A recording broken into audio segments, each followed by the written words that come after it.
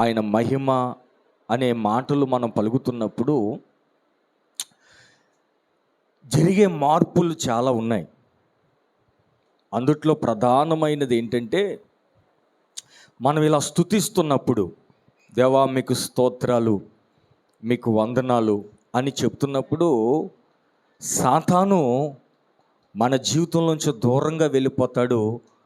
దేవుడు మన జీవితంలోనికి దగ్గరగా వస్తాడు. దేవునికి స్తోత్రం. ఏమండి, ఇప్పుడు మన హృదయంలో చీకటి వెలుగు రెండు కలిసి నివాసం చేయలేవు. ఇప్పుడు మనం స్తుతించడం ద్వారా సాతాను వాడు మన జీవితంలోంచి వెళ్ళిపోతాడు. వాడి క్రియలు, వాడి ఆలోచన, వాడి మనసు అది మన జీవితంలోంచి వెళ్ళిపోతూ ఉంటుంది. రెండోది, దేవుని మనసు మన జీవితంలోనికి వస్తూ ఉంటుంది. మనం జీవాధిపతిని పొగుడుతున్నప్పుడు అపవాది అక్కడ ఉండలేడు.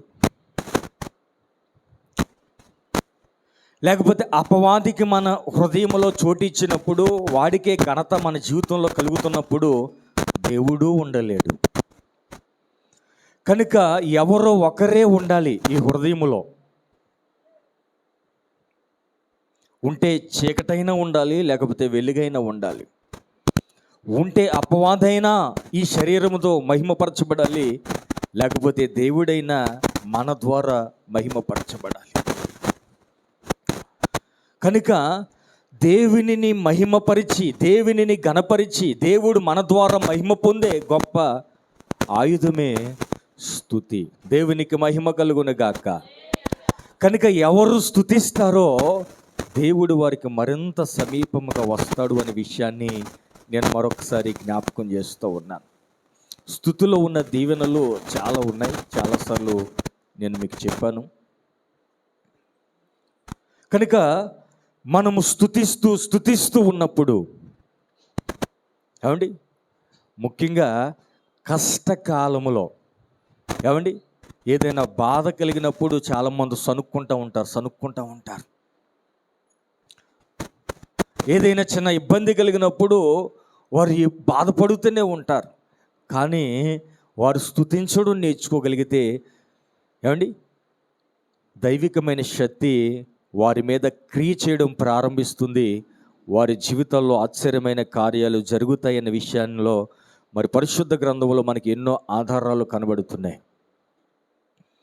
స్తుతి ద్వారా కలిగిన దీవెనలు మీరు పత్రికల్లో గమనిస్తే, పౌలు పత్రికలు ముగించే ప్రతిసారి కూడా స్తుతియు మహిమ ఘనత ప్రభావములు యుగయుగములు దేవునికే చెల్లునగాక అని ముగిస్తాడు. ఎందుకంటే అంతగా దేవుణ్ణి స్తుతించిన వ్యక్తులు మనము పౌలు గారిని చూస్తాం, పాత నిబంధనలో దావీదు గారిని మనం చూస్తాం. కనుక నేను చెప్పేది ఏంటంటే, ఇలా మందిరములో నోటితో స్తుతించడం మంచిదే. హృదయాల ద్వారా దేవునిని మనం స్తుతించినప్పుడు దేవుని కార్యాలు, దేవుడు మనకు సమీపంగా రావడం, మన జీవితంలో ఆయన ఆశ్చర్యమైన కార్యములు నిత్యముగా ఆయన జరిగిస్తాడు. ఎందుకంటే స్తుతి ఉన్న చోట ఆయన నివాసం చేస్తాడు. ఆయనే ఒక మాట చెప్పాడు, స్తుతులతో ఒక సింహాసనం, చెప్పండి, స్తుతులతో ఒక సింహాసనం వేయండి, నేను మీ మధ్య నివాసం చేస్తానని ఆయన మాట ఇచ్చాడు. దేవునికి మహిమ కలుగునుగాక. కనుక ప్రతి ఇరుకులో, ఇబ్బందుల్లో, శోధనలో, సమస్యల్లో, పోరాటంలో స్తుతించడం నేర్చుకోవాలి. ఎప్పుడైతే నువ్వు స్తుతిస్తున్నావో అక్కడ సాతాను నీ జీవితంలో ఏదో శాపం లేకపోతే ఏదో నష్టాన్ని కలుగజేసే ఆ పరిస్థితుల్లోనికి వాడు వచ్చినప్పుడు అది జరగకుండా స్తుతి ఆపేస్తుంది. అండి, అమ్మో వీడు స్తుతిస్తున్నాడు, జీవాధిపతిని ఆరాధన చేస్తున్నాడు. ఎందుకంటే ఆ స్తుతి అంటే ఏమిటో అపవాదికి బాగా తెలుసు. ఎందుకంటే వాడు ఒకప్పుడు మంచి ఆరాధకుడే. వాడు ఒకప్పుడు వేవేల కోట్ల దూతలతో మరి ప్రభుని ఆరాధించిన వ్యక్తి. ఆ స్తుతిలో ఉన్న ప్రభావము, ఆ మహిమ ఎలా ఉంటుందో, దాని ద్వారా కలిగే, ఏమండి, ఆ తేజస్సు ఎలా ఉంటుందో వాడికి బాగా తెలుసు. కనుక ఆ స్తుతి అనేది దేవునికి చెందకుండా సాతాను అనేక ఆటంకాలు కలుగు చేస్తూ ఉంటాడు. కానీ ఇబ్బందులు కలిగిన వేళ యోబు వలె స్తుతించడం నేర్చుకోవాలి. కష్టము కలిగిన వేళ దావీదు వలె ప్రభువుని స్తుతించడం నేర్చుకోవాలి. బహుశ్రమలు పాలైపోయినా ఏమండి దేవుని స్తుతించిన పౌలు వలె మనం ప్రభువుని ఆరాధన చేయాలి. ఎందుకంటే స్తుతించినప్పుడు అపవాదికి అక్కడ ఇంకా అవకాశం ఉండదు. వాడు మన జీవితంలో ఏదో చేయాలని వాడు ఎన్నో ప్రయత్నాలు చేస్తూ ఉంటాడు. కానీ ఆ స్తుతి వాడి ప్రయత్నాలన్నీ కూడా విఫలం చేసేస్తుంది. కనుక నేను చెప్పాలనుకున్న ఒకే ఒక మాట ఏంటంటే, నువ్వు ఎక్కువగా ప్రభువుని గణపరుస్తున్నప్పుడు, ప్రభువుని ఆరాధన చేస్తున్నప్పుడు, ప్రభువుని కీర్తిస్తున్నప్పుడు జరిగే అద్భుతమైన కార్యం ఏంటంటే, ఏమండి మన జీవితంలో కార్యం శాపాన్ని లేకపోతే ఏదో నష్టాన్ని కలిగి చేయాలనుకున్న సాతాను మన జీవితంలోంచి దూరంగా పారిపోతాడు. దేవుడు మన జీవితంలోనికి సమీపముగా వస్తాడు అనే విషయాన్ని మరొకసారి నేను మీకు జ్ఞాపకం చేస్తున్నాను. కనుక ఏదో మందిరంలోనికి వచ్చినప్పుడే ఏదో గట్టిగా చప్పట్లు కొట్టి పాడి గణపరచడం అది మంచిదే, కానీ అంతటితో సరిపెట్టుకోవద్దు. ప్రతి ఉదయమున దేవుని స్తుతించండి. ముఖ్యంగా కష్టకాలములో ప్రభుని స్తుతించండి.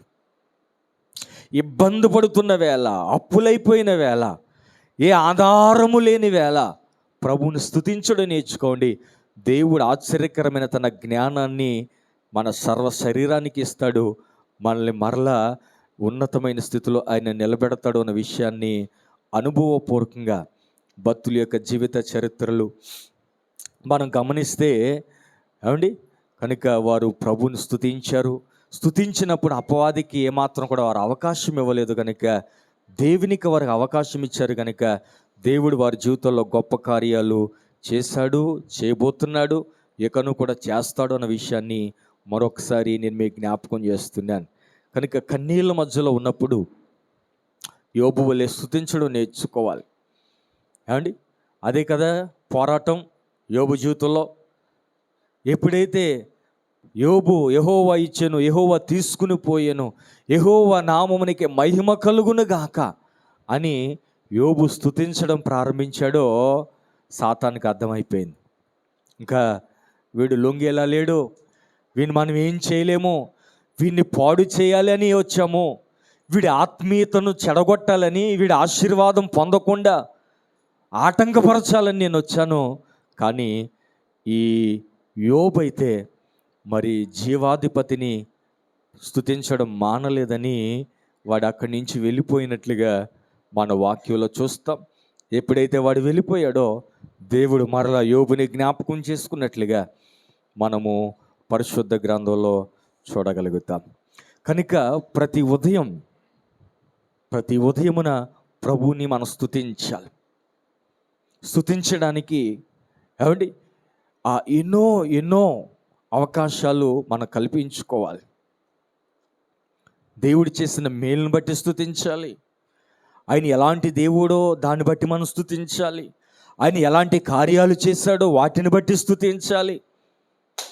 కనుక అలా ప్రభుని మనం గణపరుస్తున్నప్పుడు నిశ్చయముగా దేవుని యొక్క శక్తిని మనము పొందుకుంటాం.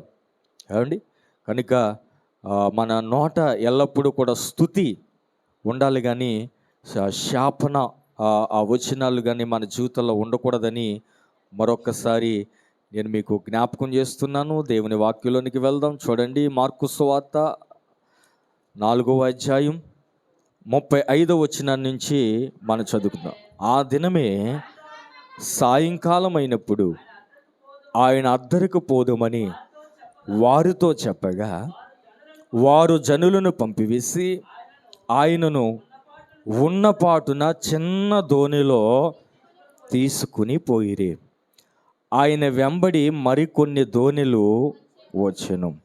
అప్పుడు పెద్ద తుఫాను రేగి ఆయన ఉన్న దోణి మీద అలలు కొట్టినందున దోణి నిండిపోయెను. చదవండి. ఆయన దోణి అమరమున తలగడ మీద తలవాల్చుకొని నిద్రించుచుండెను. వారు ఆయనను లేపి, బోధకుడా, మేము నశించిపోవచ్చున్నాము, నీకు చింత లేదా అని ఆయనతో అనేది. అందుకు ఆయన లేచి గాలిని గద్దించి నిశ్శబ్దమై ఊరకుండమని సముద్రముతో చెప్పగా గాలి అణిగి మిక్కిలి నిర్మలమాయను. అప్పుడు ఆయన, మీరెందుకు భయపడుచున్నారు? మీకింకనూ నమ్మిక లేక ఉన్నారా అని వారితో చెప్పెను. వారు మిక్కిలి భయపడి, ఈయన ఎవరో, గాలియు సముద్రము ఈయనకు లోబడుచున్నవని ఒకనితో ఒకడు చెప్పుకొనిరి. చిన్న ప్రార్థన చేసుకుందాం. గనుడా, మీకు స్తోత్రం. వచ్చిన నీ బిడ్డలను బట్టి మీకు వందనాలు. నీ నామమునకే మహిమ కలుగునట్లు, వచ్చిన మందరికి మేలు కలుగునట్లుగా ప్రభా ఈ చిన్ని ఆరాధనను ప్రభా నీ చేతులకు అప్పగిస్తూ ఉన్నాం. నిలబడుతున్న నేను యోగ్యుడిని కాదు, మాకు ధైర్యము నీవే, నీ వాక్యే ప్రభా. మాకు బలాభివృద్ధి కలుగజేసేది, మాకు క్షేమాన్ని కలుగజేసేది నీ వాక్యే. కనుక మేమేదో లోక సంబంధమైన మాటల ద్వారా తృప్తిపరచబడాలని ఈ స్థలములోనికి మేము రాలేదయ్యా. నీ మాట ద్వారా ధైర్యపరచబడాలని, నీ మాట మీద నమ్మిక ఉంచి నీ మాట వినాలని ఆశ కలిగి నీ పాదాల దగ్గరకు వచ్చామయ్యా. దయచేసి నీ మాటలు మా అందరికి ఆశీర్వాదకరంగా మార్చమని వేడుకుంటున్నాను. ఏం చెప్పాలో తెలియకే నిలబడ్డాను, కానీ ప్రభా నీ కృప, నీ ఆత్మ ఏమాత్రం కూడా తక్కువ చేయవద్దని కూడి వచ్చిన అందరితో కూడా మీరు మాట్లాడి నన్ను మమ్మల్ని బలపరచమని, ఆధ్యాత్మికంగా బలవంతులుగా మార్చమని నజరేయుడైన యేసయ్య నామములో ప్రార్థించి వేడుకుంటున్నాను మా తండ్రి. ఆమేన్, ఆమేన్. దేవునికి స్తోత్రం. జనసమూహం అందరినీ కూడా పంపించిన తర్వాత యేసుక్రీస్తు ప్రభు తన శిష్యులతో అన్నాడు, మనము అద్దరికి వెళ్ళాలి. ఎక్కడికి వెళ్ళాలి? అద్దరికి అంటే ఏమండి? అవతల వైపుకి వెళ్ళాలి.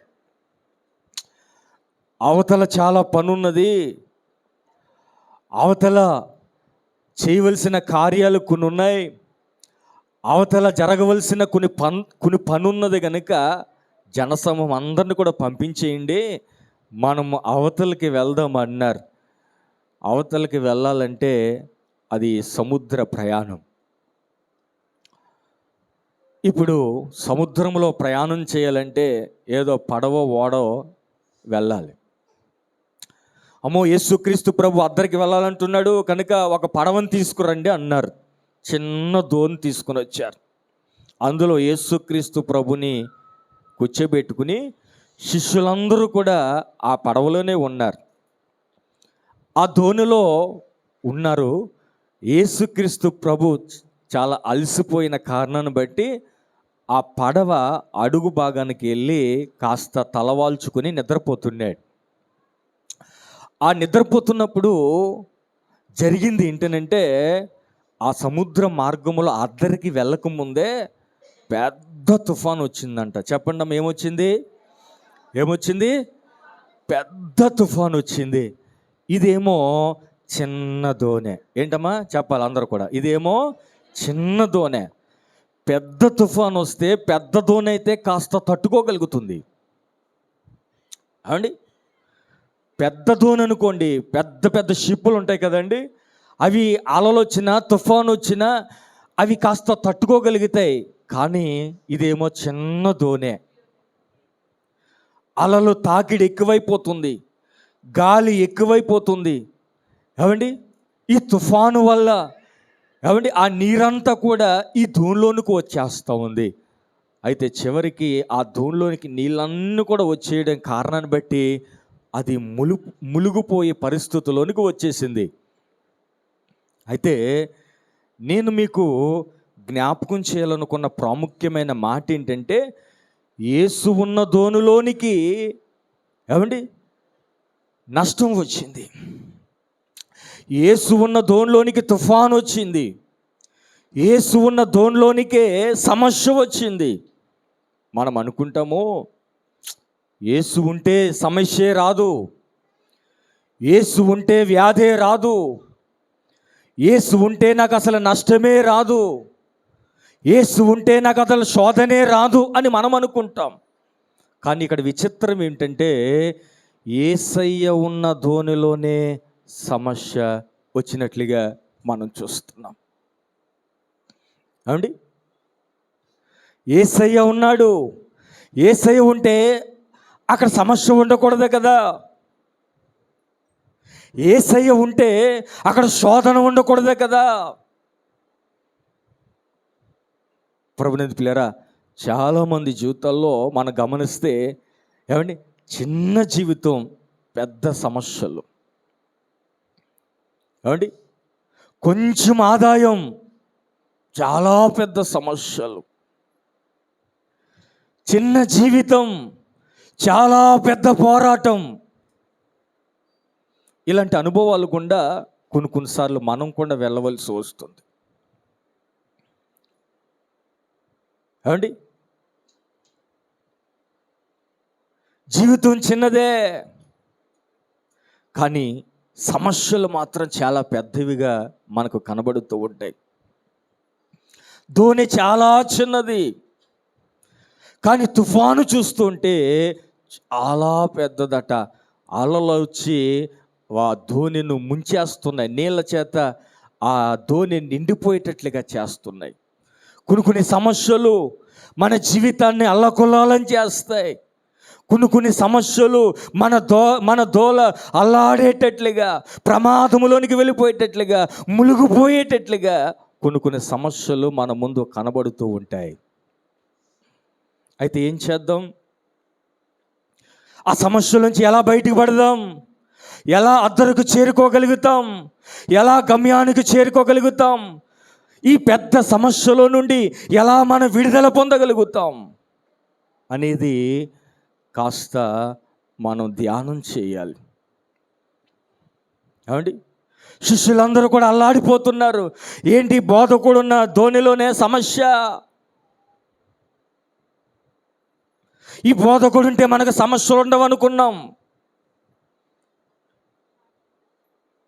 ఈ బోధకుడు ఉంటే మనకి ఇంకా కన్నీళ్ళే ఉండవనుకున్నాం, మనకి ఇంకా వ్యాధులే ఉండవనుకున్నాం. కానీ ఏమిటి ఈ సమస్య?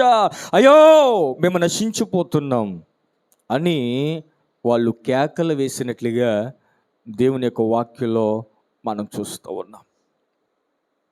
అయితే ప్రభునందు పిల్లరా, ఎందుకు యేసయ్య ఉన్నా కూడా ఆ ధోనిలో సమస్య?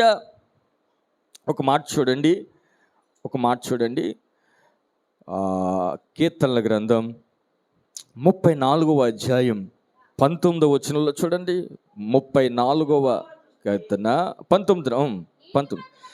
నీతిమంతునికి కలుగు ఆపదలు అనేకములు, వాటి అన్నిటిలో నుండి యెహోవా వారిని విడిపించును. దేవునికి స్తోత్రం కలుగునుగాక.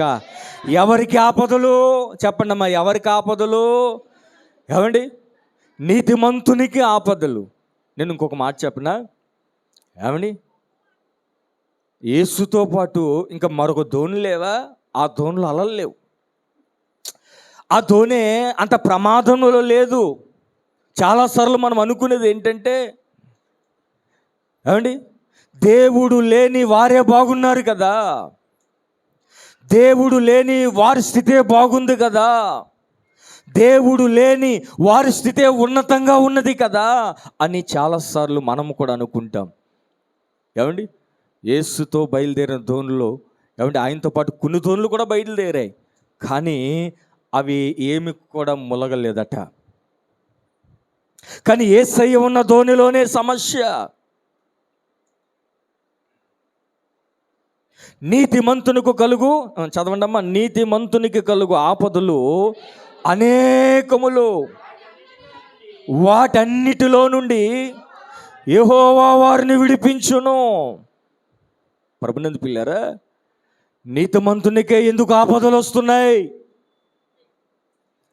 యేసయ్య ఉన్న దోణిలోనే శిష్యులు ఎందుకు కలవరపడవలసిన పరిస్థితులు వచ్చాయి అంటే, యేసయ్య ఉన్నాడు గనుక, వారిని అద్దరును తీసుకువెళ్ళిపోతాడు గనుక, వీరిని కాస్త గలిబిలి చేయాలి, వీరిని శోధించాలి, వీరిని పాడు చేయాలి, వీరిని అద్దరు చేరకుండా చేయాలి, వీరిలో కలవరము కలిగి చేయాలని సాతాను వాడు ప్రయత్నాలన్నీ కూడా నీతిమంతుల మీద ఉపయోగిస్తూ ఉంటాడు.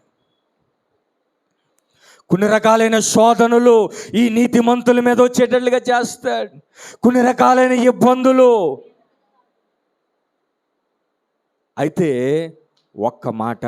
ఒక్క మాట జాగ్రత్తగా మనం ఆలోచించవలసింది ఏంటంటే, ఎన్ని ఆపదలు వచ్చినా, ఎన్ని అలల చేత మనం కొట్టబడుతూ ఉన్నా, ప్రభునందుల ఒక విషయం గమనించవలసింది ఏంటంటే, వారు ఏ మాత్రం కూడా నాశనం కాలేదు. ఆ మాటలు చదవండి. 38వ వచనం. ఆయన దోనె అమరమున తల మీద తలవాల్చుకుని నిద్రించుచుండెను. వారాయనను లేపి, బాధకుడా, మేము నశించిపోవచ్చున్నాము, నీకు చింత లేదా అని ఆయనతో అనిరి. అందుకాయన లేచి గాలిని గద్దించి, మేము నశించిపోతున్నామన్నారు. కానీ వారు నశించిపోయారా? చెప్పండి అమ్మా, వారు నశించిపోయారా? ఏమండి, వారి జీవితాలు అక్కడ అంతమైపోయా అంటే, దేవుడు ఉన్న దోణిలో సమస్యలు వస్తాయి, కానీ వారు నాశనము కారు అనే విషయాన్ని మరొకసారి మనం గుర్తించాలి. దేవునికి స్తోత్రం కలుగును గాక. ఎందుకంటే ఆయన ఉన్నాడు గనుక దాన్ని గద్దిస్తాడు. ఆ సమస్యలోంచి ఆయన విడిపిస్తాడు, ఆ పోరాటంలోంచి ఆయన విడిపిస్తాడు, ఆ ఇబ్బందుల్లోంచి మళ్ళీ తప్పిస్తాడు గనుక ఏమండి, నాశనము అనేది మన దరికి చేరకుండా ఆయన విడిపిస్తాడు. కాస్త కలవరం జరిగింది, కాస్త ఇబ్బంది జరిగింది. అయితే సాతాను వారి విశ్వాసాన్ని చెడగొట్టాలని ప్రయత్నం చేశాడు. దేవుని మీద వారికి విశ్వాసం లేకుండా ఉంచాలని వాడు ప్రయత్నం చేశాడు. దేవుని మీద ఆధారపడకుండా చేయాలని వాడు ఎన్నో ప్రయత్నాలు చేశాడు. అయితే వాళ్ళు చేసిన పని ఒకే ఒక మంచి పని ఏంటంటే, వారు జీవాధిపతిని వారు దోణిలో ఎక్కించుకున్నారు, ఆయననే ఆశ్రయించారు. వారు మరొక ప్రయత్నం చేయలేదు. ఏమండి, ఆ దోణిలో ఉన్న వాళ్ళందరూ కూడా జాలరులే. ఏమండి, వారు సొంత ప్రయత్నం ఏమీ చేయలేదు. వారు తెడ్డులు వెచ్చుకుని, ఏమండి, వారు ఆ తుఫానుని ఆపడానికి ప్రయత్నం చేయలే.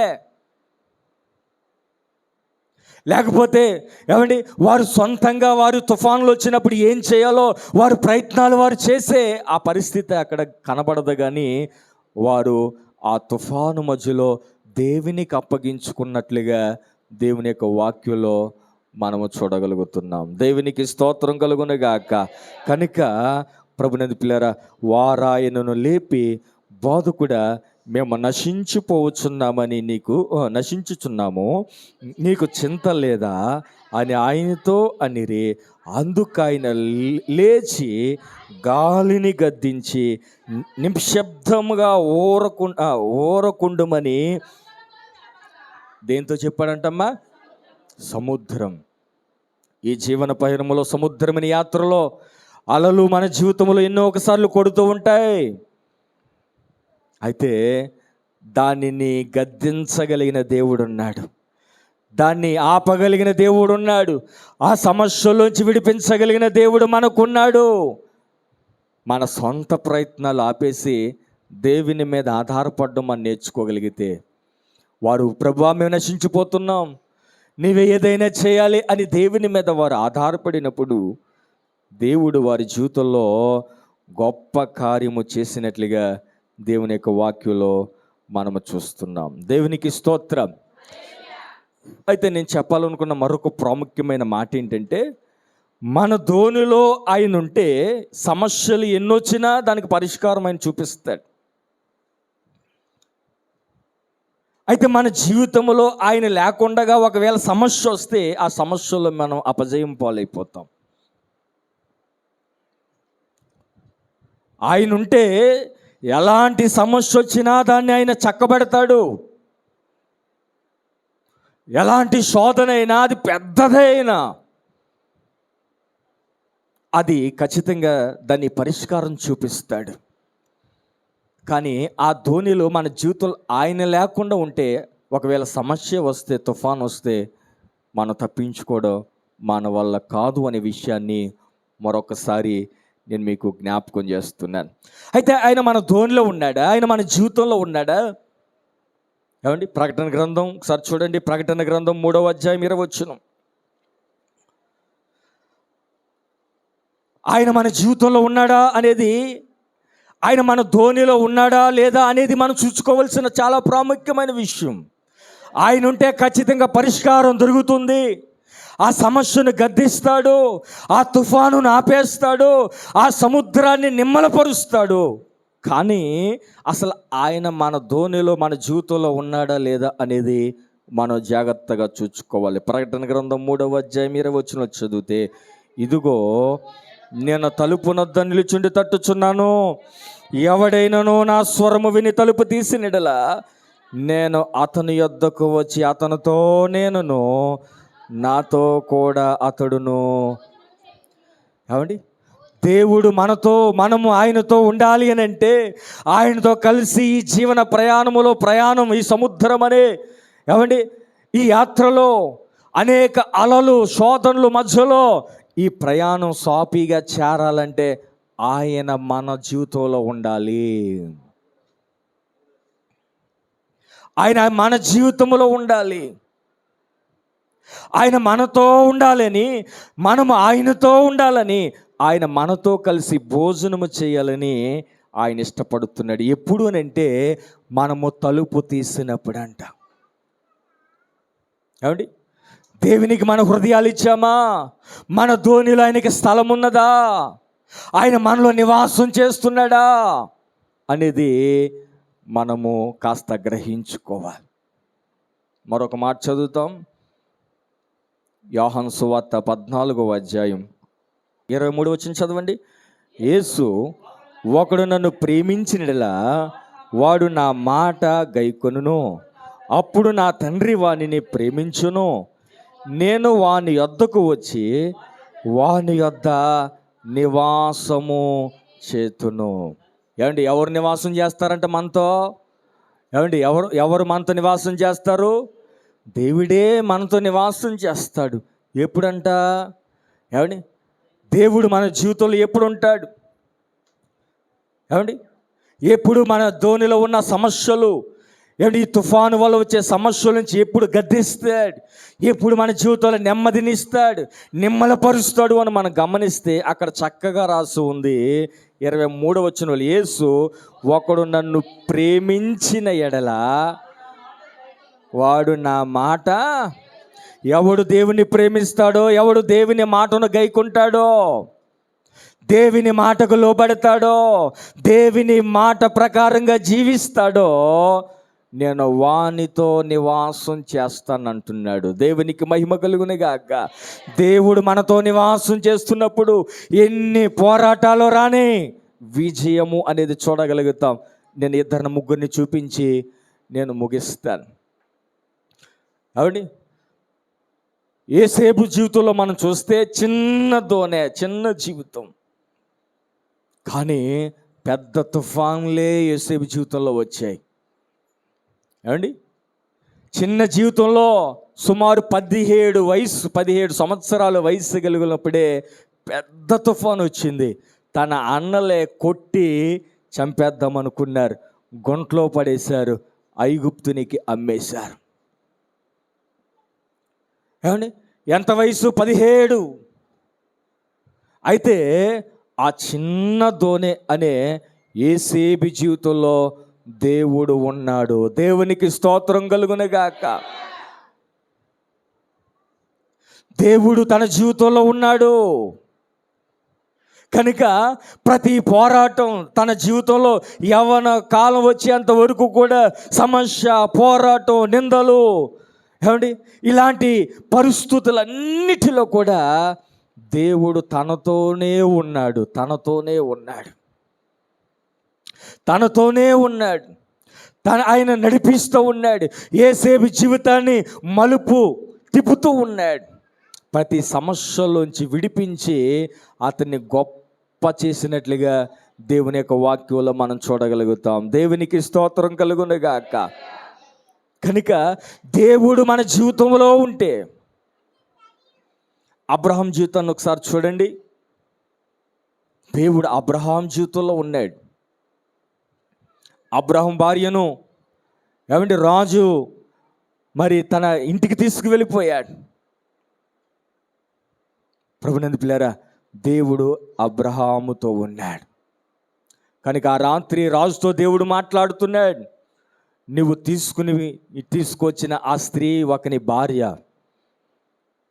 ఆమెను ముట్టు దినమున నువ్వు నిశ్చయముగా చచ్చిపోతావు అని దేవుడు మాట్లాడాడు. ఏమండి, ఆ రాత్రికాల సమయంలో అబ్రహాముకు పెద్ద తుఫాన్ అది.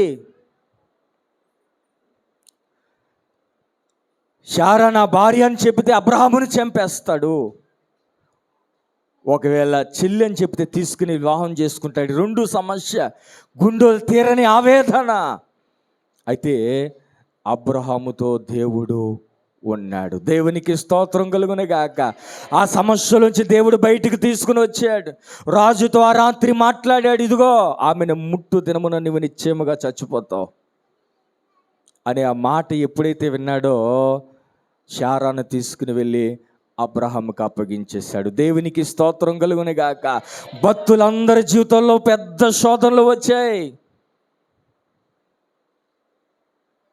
కానీ ఏమండి, దేవుడు వారితో ఉన్నాడు గనుక ఆ సమస్యలన్నిటిలోంచి వారిని విడిపించి వారిని గొప్ప చేసినట్లుగా, విడిపించినట్లుగా దేవుని యొక్క వాక్యములో మనము చూడగలుగుతున్నాం. దేవునికి స్తోత్రం కలుగునుగాక.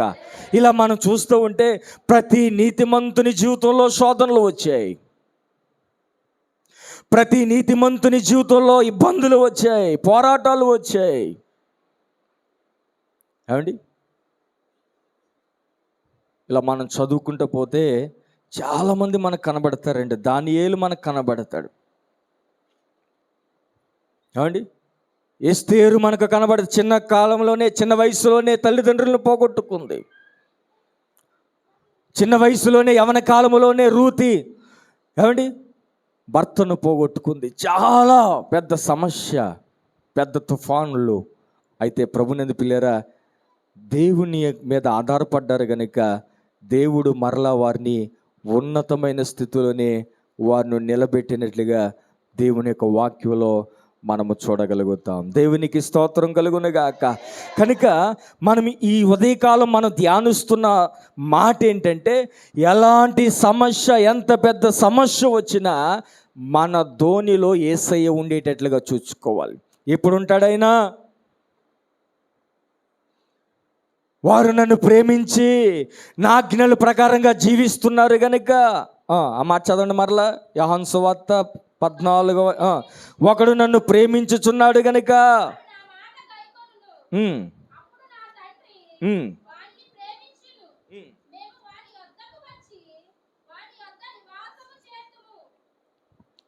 వారి యొద్ద నివాసము చేతుము. 15వ అధ్యాయం, అదే యోహాను సువార్త 15వ అధ్యాయం 3వ వచనం చదవండి.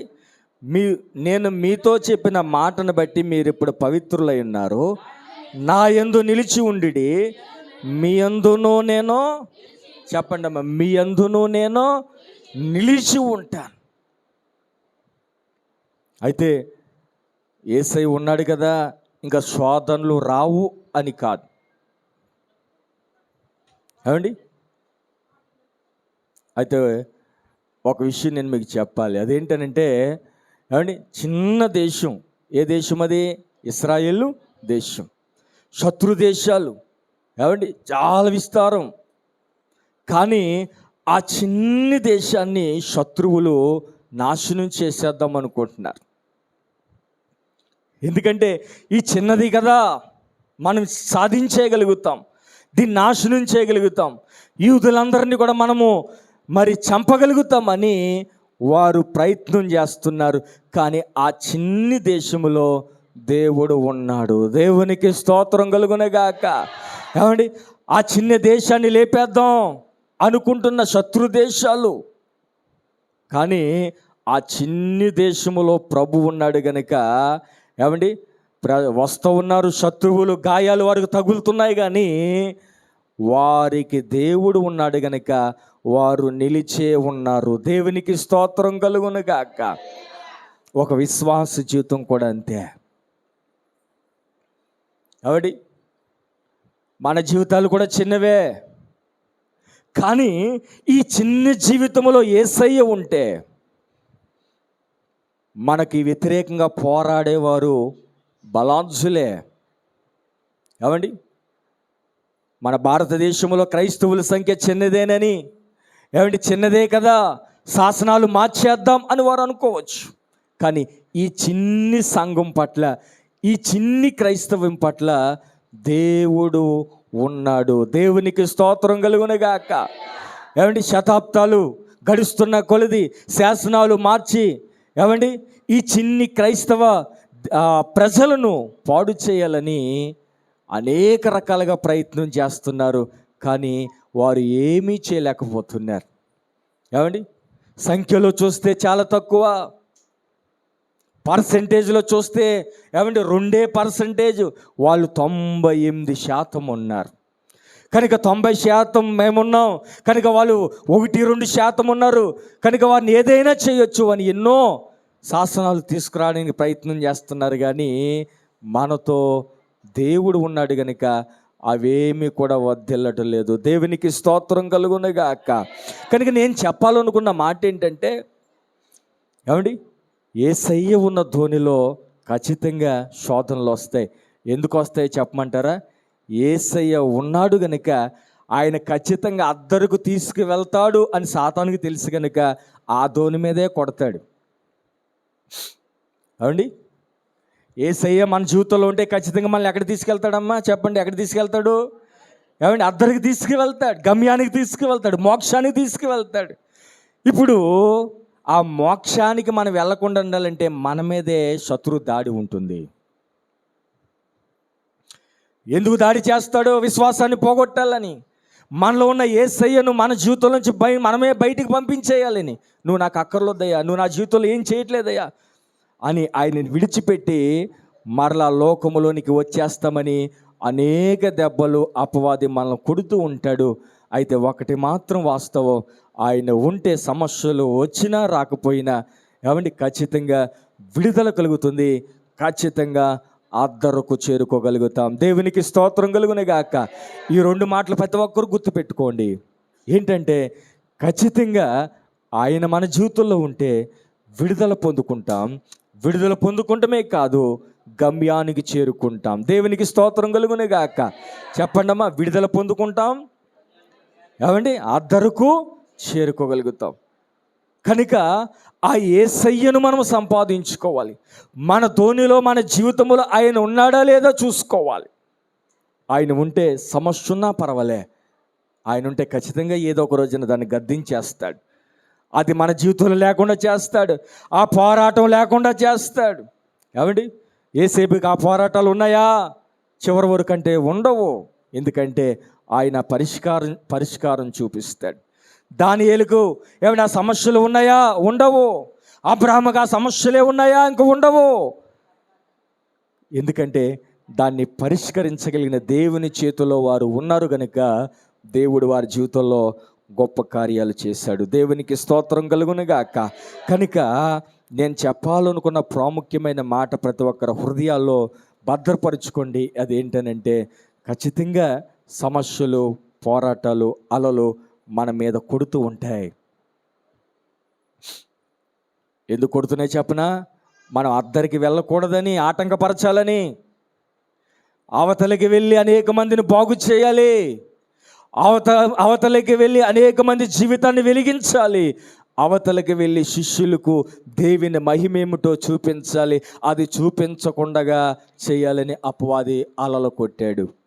నీ జీవితంలో కూడా దేవుని మహిమను చూడకుండగా, దేవుని ప్రత్యక్షతలు చూడకుండగా ఏమండి, వాడు అనేక రకమైన శోధనలు కలిగజేసి దేవునిని మనంతటగా మనమే తృణీకరించేవారిగా చేసుకుని దేవుని ఏర్పాటు చేసిన అద్దరుకు చేరుకోకుండా ఆటంకపరచాలని వాడు ఎన్నో ప్రయత్నాలు చేస్తూ ఉంటాడు.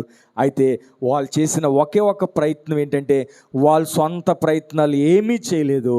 వారు ఏ ధోనిలైతే ఆయన ఉంచుకున్నారో ఆయన సహాయతను కోరుకున్నారో విడుదల పొందారు, అద్దరికి చేరారు. వారు ఉన్నతమైన స్థితిలో దేవుడు వారిని నిలబెట్టాడు. దేవునికి మహిమ కలుగునుగాక. కనుక ప్రభునందు పిల్లరా, దేవుడు ఖచ్చితంగా మన అద్దరకు చేరుస్తాడు. మన జీవితంలో కలుగుతున్న ప్రతి తుఫాన్లోంచి విడిపిస్తాడు. అయితే నువ్వు మరొక దాని మీద ఆధారపడద్దు, దేవుని మీద ఆధారపడడం నేర్చుకుందాం. దేవుని ఆశ్రయిద్దాం, దేవుని పాదాలు పట్టుకుందాం. ప్రభువా, అనేక ప్రయత్నాలు చేశానయ్యా, ఈ సమస్యల నుంచి, ఈ పోరాటంలోంచి, ఈ తుఫాన్లోంచి నేను బయటపడలేకపోతున్నానయ్యా, నీవే ఏదో చేయాలి అని అడిగినప్పుడు ఖచ్చితంగా ఆయన ఆశ్చర్యకరమైన సహాయత మనకు అనుగ్రహిస్తాడు. దేవునికి మహిమ కలుగునుగాక. కనుక మరలా మాటలు మనం చదువుకుని ముగించుకుందాం. సమయం అయింది. మరలా మాటలు చదువుకుని మనం ముగించుకుందాం. సాయంకాలం అయినప్పుడు వారితో చెప్పగా వారు జనులను పంపివేసి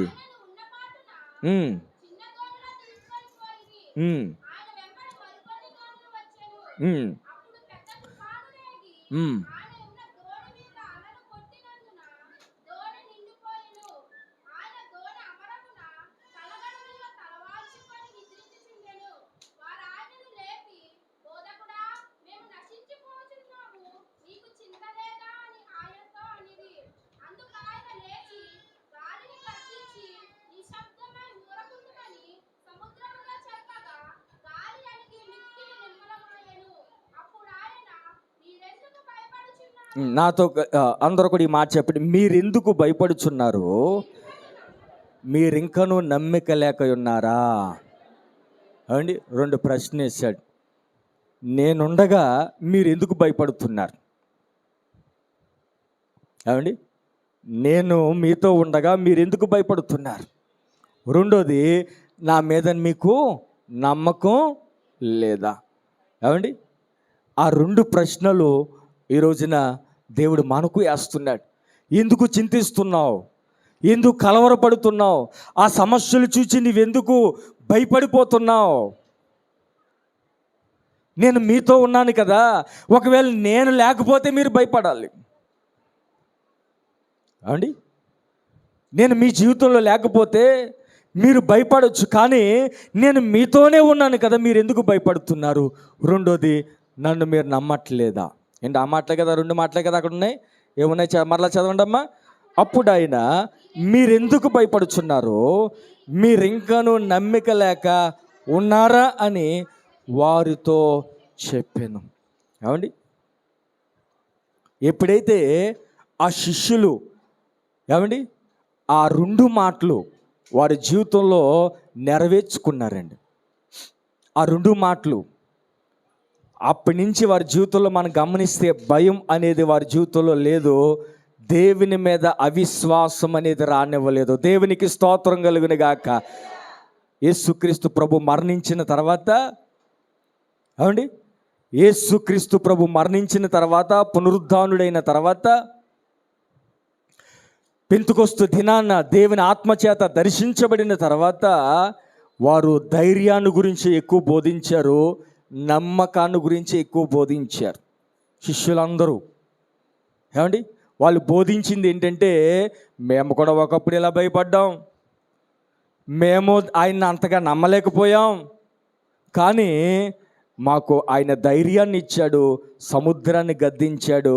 రెండోది, మాకు విశ్వాసాన్ని కలిగజేశాడు, మమ్మల్ని అద్దరకు నడిపించాడని సాక్ష్యం ఇస్తూ బ్రతికారు. దేవునికి స్తోత్రం కలుగును గాక. కనుక ప్రభునందు పిల్లరా, ఆయన మన జీవితాల్లో అద్దరికి నడిపించగలిగిన దేవుడు. 41 వచనం కూడా చదువుతాం. వారు మిక్కిలి భయపడి, ఈయన ఎవరో, గాలియు సముద్రమీనకు లోబడుచున్నదని ఒకరినొకడు చెప్పుకొనిరి. ఏమండి, అప్పటి నుంచి వారు దేవునికి భయపడడం నేర్చుకున్నారు. దేవునికి స్తోత్రం కలుగునుగాక. దేవునికి మనం భయపడాలండి. ఆయన ఏదో కొడతాడు అని కాదు, ఆయన ఏదో శిక్షిస్తాడని కాదు. ప్రభునందు ప్రియులారా, ఆయన యొక్క జీవాన్ని బట్టి, ఆయన యొక్క గుణలక్షణాన్ని బట్టి దేవునికి మనము భయపడాలి. దేవునికి భయపడువాడు లోబడతాడండి. ఇది దైవ సంబంధమైన భయం. ఏమండి, భూతాన్ని చూసి భయపడినట్లు కాదు ఇది. కనుక దేవునికి వారు భయపడ్డారంట. కనుక ప్రభునందు ప్రియులారా, ఈయన ఎవరో అని వారు ఒకరినొకరు ఏమనుకున్నారంటమ్మా? ఏమండి, ఈయన ఎవరో, గాలియు సముద్రం ఈయనకు లోబడుచున్నది ఒకనితో ఒకడు చెప్పుకునిరి. కనుక ఒకనితో ఒకను ఏం చెప్పుకోవాలంటే, ఆయన సముద్రాన్ని పాయలు చేసిన వాడు మన సమస్యలకు జవాబు ఇవ్వలేడా అని ఒకరితో ఒకరు చెప్పుకోవాలి. ఆయన సముద్రాన్ని నిమ్మలమవు అని చెప్పినవాడు మన సమస్యలు నిమ్మలపరచలేడా అని చెప్పుకోవాలి. ఒకనితో ఒకడు చెప్పుకోవాలి. అండి, ఈ వ్యాధుల నుండి నిన్ను విడిపించలేడా? అనేక మందిని బాగు చేసిన వాడు నిన్ను ఈ చిన్న సమస్యల నుంచి నిన్ను విడిపించలేడా అని ఒకనితో ఒకడు చెప్పుకోవాలి. కనుక ప్రభునందు ప్రియులారా, సమయం అవుతుంది, నేను ముగిస్తూ ఉన్నాను.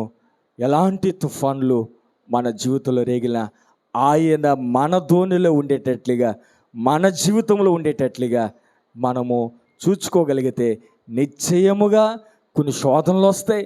ఆ శోధనలన్నిటినీ ఆయన నిమ్మలపరుస్తాడు. నిమ్మలపరచడమే కాదు, అద్దరకు చేరుస్తాడు అన్న విషయాన్ని మరొకసారి జ్ఞాపకం చేస్తూ ఈ మాటలు ముగిస్తున్నాను. ప్రార్థన చేసుకుందాం. ఒక్క చిన్న ప్రార్థన చేయండి అమ్మా, ఒక్క చిన్న ప్రార్థన. యేసయ్య ఉన్నా కూడా నాకు సమస్యలు ఏమిటి అని కలవరపడుతున్నావా?